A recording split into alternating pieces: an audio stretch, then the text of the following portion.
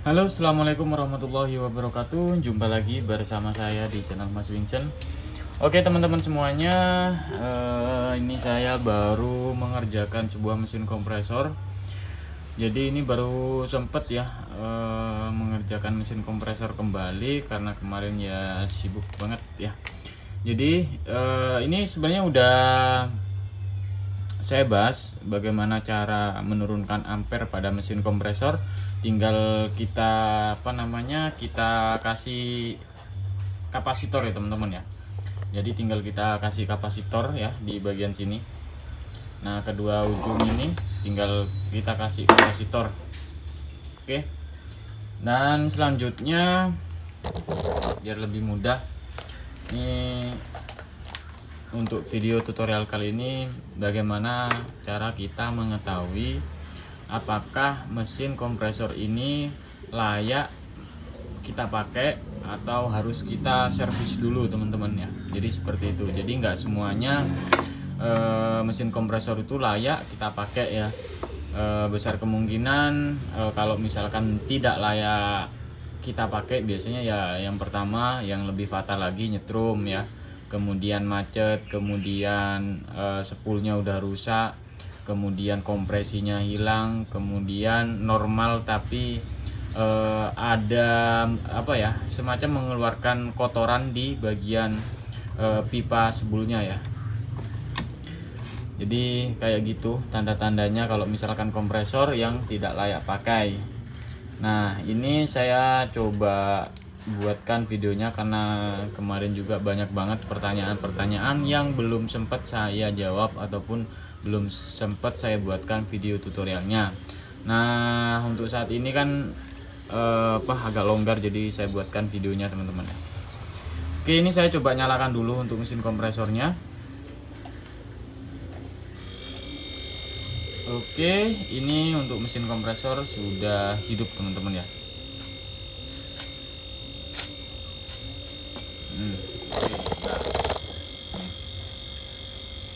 Ini sudah hidup.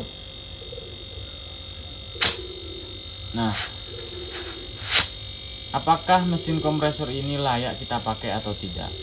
Kita coba menggunakan tangan ya untuk mengetes kompresi ini masih bagus atau tidak ya teman-teman. Jadi tinggal kita tekan aja seperti ini. Nah, biasanya kalau kompresi itu lemah, ketika kita tekan kompresinya, biasanya kita kuat ya. Nah, kalau misalkan kompresi kita tekan seperti ini, kalau misalkan kita udah nggak kuat sampai keluar terus, berarti kompresi itu masih bagus ya. Jadi nggak perlu kalian pasang manifold ataupun segala macem lah. Nah, ya intinya ya kalian kuat aja seperti ini, itu sudah cukup menurut saya teman-teman. Nggak perlu sampai tes sampai berapa 500 PSI atau berapa 300, itu nggak perlu seperti itu. Nah, kemudian ciri-ciri dari mesin kompresor ini nggak layak kita pakai, kita bisa lihat juga apakah nyembur oli ya di bagian sininya, di bagian pipa presnya ini ya. Ini kalau misalkan kita seperti ini, kita tutup lagi, ini kan keluar oli nih teman-teman. Nah, kemudian setelah itu ketika keluar oli, apakah oli ini bersih atau tidak ya? Jadi kalau misalkan bersih berarti itu hanya di bagian kelepannya, hanya di bagian kelep. Tapi di bagian kelep dia nggak kotor. Tapi ini kalau kita tekan seperti ini, kalau misalkan yang keluar tuh hitam atau udah pasti di bagian kelep itu udah kotor banget. Nah, jadi seperti itu ya ciri-cirinya. Nanti saya tunjukin juga. Nah, kemarin ada juga yang sempat WA ke saya mengenai pak juga ya. Nah, ini kalau misalkan kita tekan seperti ini saya nggak kuat ya, nggak kuat, cuman kompresi ini masih kurang bagus nih teman-teman. Nah, kok kenapa misalkan kita kuat seperti ini, kenapa saya bilang masih kurang bagus? Biasanya kalau kita tekan seperti ini, itu tendangannya itu lebih lebih kenceng lah. Kalau ini tendangannya itu nggak terlalu kenceng banget. Tuh. biasa aja, los aja kayak gitu. Nah ini besar kemungkinan ini kerusakan di bagian klepnya teman-teman. Jadi bisa juga klepnya kotor, bisa juga ya banyak olinya juga ya. Tapi besar kemungkinan klepnya kotor. Itu udah saya buatkan videonya yang kemarin lalu ya, sampai saya bongkar juga untuk mesin kompresornya teman-teman. Nah kemudian sekarang saya akan coba tunjukin bahwa kalau misalkan di bagian klep ini kotor seperti apa nanti ujungnya. Ini saya coba tunjukin. Saya coba matikan dulu. Oke, kita singkirkan dulu. Nah ini kita, oke bentar ya. Nah contohnya seperti ini aja. Oke, contohnya seperti ini. Ini udah saya lepas. Bentar ya. Coba dilepas. Oke. Udah turun. Nah.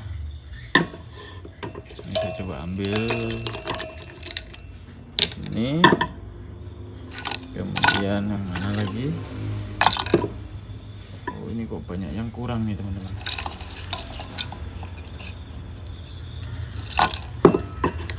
Nah biasanya seperti ini teman-teman. Nah biasanya kalau misalkan klep itu kotor, biasanya kotor banget. Kemudian di bagian sini ini kotor banget ya. Jadi harus kita benar-benar bersihkan sebersih-bersih mungkin. Nanti kalau misalkan sudah bersih, baru kalian pasang kembali teman-teman. Nah biasanya kalau yang udah lama, mesin kompresor lama, biasanya mesin kompresor LG ya, mesin kompresor kulkas LG biasanya kan dia kuat banget untuk mesin kompresor, tapi sekali rusak ya memang biasanya kompresinya hilang atau spoolnya udah putus. Tapi untuk ketahanan mesin kompresor saya jamin kuat banget ya. Nah kemudian biasanya kalau misalkan mesin kompresor yang sekarang biasanya cepat patah di bagian katup klepnya ini, klep shakernya ini. Nah seperti ini. Nah ini cepat patah nih teman-teman. Ini saya coba zoom. Nah biasanya ini cepat patah nih. Saya kurang paham juga kenapa bisa cepat patah seperti itu. Apakah memang karena bahannya yang kurang kuat atau seperti apa, saya kurang paham. Nah kemudian untuk yang selanjutnya itu biasanya di bagian sini, di bagian tutupnya ini biasanya cepet kalah juga, cepet kekikis. Nah biasanya penyebabnya karena apa mas? Ya kan seperti itu ya. Penyebabnya bisa juga karena oli kompresor ya. Oli kompresor yang udah terlalu panas banget, dia akan seperti apa ya, dia akan ini teman-teman, mengeluarkan kotoran ya, mengeluarkan kotoran sehingga dia mampet. Nah kalau misalkan udah mampet ya, ini saya coba buka. Oh ini nih ada, ini saya tunjukin. Nah ini ada di bagian bawah sini. Nah jadi seperti ini. Nah ini ya. Nah biasanya dia ya kotor di bagian klep sini, kotor di bagian klep ini. Masih ada klep nih teman-teman, ini masih ada klepnya. Ini saya coba lepas tuh. Nah biasanya kotor di bagian klepnya ini. Ini kalau udah kotor dia akan buka terus nih teman-teman. Dia akan selalu membuka ya, sehingga oli itu bisa keluar terus. Nah seperti ini. Nah makanya oli kenapa bisa keluar terus ya, biasanya kotornya ya karena oli tadi teman-teman. Nah, sampai di sini paham ya teman-teman ya. Makanya kalau misalkan ini kotor, ini harus benar-benar bersih ya. Kemudian kalau misalkan mau bersihin pakai amplas yang 1000, kalian gosok nggak masalah, yang penting benar-benar bersih ya. Jadi seperti itu. Nah ini untuk pemasangannya nggak boleh salah juga teman-teman ya. Nah seperti ini dia akan main nanti teman-teman, tuh nanti dia akan main ya. Jadi dia menghisap dan juga mendorong. Jadi kalau misalkan katup klepnya ini ada salah satu yang kotor ataupun yang kebuka, maka kompresinya dia akan hilang. Makanya kita bongkar dan kita bersihkan teman-teman. Selama spool mesin kompresor itu masih bagus ya, masih bagus, masih layak lah kita pakai ya, itu bisa kita perbaiki. Nah kemudian selanjutnya masalah mesin kompresor udah disetat pakai 3 kabel masih belum bisa. Kemudian dipasang kapasitor pun juga masih tetap nggak mau, masih macet juga. Biasanya di bagian sini, di bagian angkernya ini, di bagian angker ini biasanya kocak teman-teman, dia oblak seperti ini. Makanya ketika ada arus masuk dia langsung bengkok tak gitu ke bagian spoolnya, makanya dia nggak mau berputar. Nah selama spool kemudian angkernya ini masih presisi, masih bagus, insya Allah nggak ada yang namanya macet. Dan juga untuk mesin kompresor yang sekarang yang saya ketahui, yang udah saya bongkar ya, itu udah ditambahin yang namanya peloran seperti ini nih. Nah tuh ya, mana nih, nah ini supaya dia nggak mudah nggak mudah macet lah kayak gitu. Tapi selama saya bongkar tetap aja macet, karena itu tadi, karena ada kebuntuan walaupun udah dipasangin bearing seperti ini di bagian angkernya ya. Tapi kalau dipasangin angker seperti ini lebih enak sih sebenarnya. Ini bekas mesin kompresor inverter teman-teman ya. Nah kemudian selanjutnya, biar nggak terlalu panjang, mudah-mudahan apa yang saya jelaskan ini ngerti ya teman-teman. Kemudian banyak banget yang bertanya masalah klep mesin klep kompresor ya, mesin kompresor kulkas. Nah kalau pak ya, masalah pak sebenarnya. Kalau pak ini ada juga yang besi ya teman-teman, besi tapi dia udah ada lemnya dari pabrik juga teman-teman. Jadi lemnya dia udah pakai robot lah kayak gitu, jadi udah ada ukurannya sehingga dia pas. Nah kalau misalkan saya menggunakan lem red teman-teman. Ini kan besi teman-teman ya, ini besi, jadi cukup saya olesin menggunakan lem red semuanya, jangan pakai lem besi ya. Nah kemudian tinggal kita tutup seperti ini. Nah tinggal kita tutup seperti ini. Nah kalau udah baru kita pasang. Nah untuk pemasangan kalau yang ini jangan sampai kita lem teman-teman ya, jangan sampai kita lem, karena ini nanti ujungnya itu seperti ini. Sebentar. Nah ini saya coba pasang ya. Soalnya ini harus bersih teman-teman. Ya, anggap aja lah seperti ini ya. Nah kemudian jangan lupa juga untuk filternya. Apakah bisa tanpa filter kita gunakan? Ya nggak masalah teman-teman ya, nggak ada masalah. Tapi kalau ada filter tuh lebih bagus sih menurut saya teman-teman. Nah kita pasang seperti ini. Nah ini yang namanya filter. Ini kalau udah pecah, ini susah nyarinya teman-teman. Benar-benar susah, karena di toko-toko elektronik pun nggak ada yang jual seperti ini, apalagi di bagian klep atau segala macam. Nah untuk pemasangannya seperti ini nggak boleh kebalik ya. Kemudian di bagian klep itu nggak boleh bengkong, harus lurus sejajar ya. Nah, anggap aja seperti ini. Nah udah pasang seperti ini.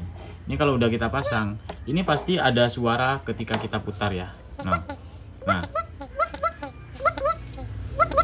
Nah itu artinya tandanya bahwa si klep ini udah main semuanya.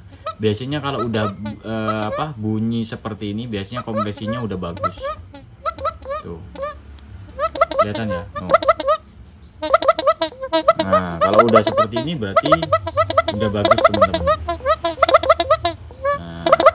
Nah, jadi seperti itu teman-teman ya. Jadi kemarin ada juga yang bertanya, coba kalian bersihkan selama spool itu masih kita pakai, masih bagus. Coba kalian bersihkan daripada kalian ya kekurangan budget atau nggak ada uang untuk beli mesin kompresor, ya kalian bisa perbaiki. Nah, jadi seperti itu teman-teman. Kalau beli kompresor kulkas satu pintu sih murah ya. Jadi banyak merek-merek mesin kompresor yang murah itu banyak banget, yang bagus dan juga yang mahal juga banyak juga teman-teman ya. Tinggal kalian pilih sesuai budgetnya aja. Jadi seperti itu. Ya, mungkin sampai di sini mengerti teman-teman ya untuk masalah mesin kompresor yang masih layak kita pakai atau tidak ya. Itu kalian mudah-mudahan ngerti aja teman-teman. Nah, jadi seperti ini tuh. Nah, tuh. Kelihatannya itu seperti ini. Ya kan? Kelihatan nggak? Nah, ini klepnya nih. Ini harus benar-benar bersih. Tuh, ya. Jadi wajib kalian bersihkan ketika kompresi hilang. Kalau misalkan kalian hanya menggunakan bensin atau apa, kita masukkan ke dalam pipanya, itu kurang efektif. Udah saya coba berkali-kali. Itu dulu ya. Tapi kalau misalkan nggak mau ribet ya kalian kasih bensin. Tapi kalau lebih bagus kerjanya ya tinggal kalian bongkar aja, cepet kok. Tinggal kalian bongkar di gerinda, kemudian tinggal bongkar aja. Jadi cukup mudah sih sebenarnya ya. Mungkin itu aja teman-teman untuk video tutorial kali ini. Semoga video ini bisa bermanfaat untuk teman-teman semua. Jangan lupa untuk like, share, dan subscribe. Assalamualaikum warahmatullahi wabarakatuh. Sampai jumpa di video selanjutnya.